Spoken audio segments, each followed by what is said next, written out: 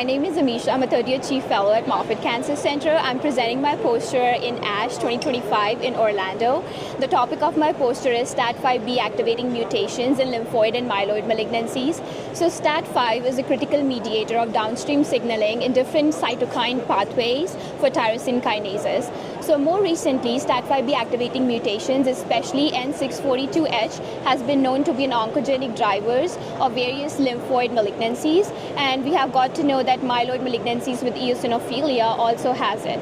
But we don't know about other STAT5B variants in different hematologic malignancies. They're often labeled as variants of unknown significance. Hence, we decided to do this study here at Moffitt between December 2014 and January 2024. All the patients who were diagnosed with STAT5B mutations with either lymphoid or myeloid malignancies, irrespective of specimen type or the platform, were included in this study. We were able to find 76 such patients. After that, two precision oncologists independently divided these STAT5B variants into different tiers. If you look at figure 2, we divided them into tier 1, which were established somatic and activating mutations. Tier 2 were likely somatic and activating mutations. Tier 3 were likely somatic with unclear activity. And tier 4 were germline polymorphisms. We found 76 such patients. 26 patients, if you look at figure 1, had tier 4 mutations, were excluded from the analysis. Hence, 50 patients with tier 1 to 3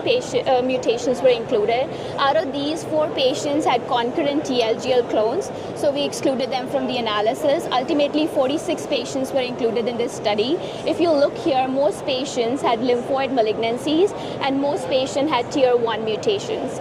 Overall, in this study, we found 15 different STAT5B variants. N642H was the most common variant. The second most common variant was T628S among lymphoid patients and V712E among myeloid patients. Only 2 patients had 2 concurrent STAT5B mutations together, one patient with TPLL and the other patient with TALL. The laboratory profile was also different between lymphoid and myeloid patients harboring STAT5B mutations.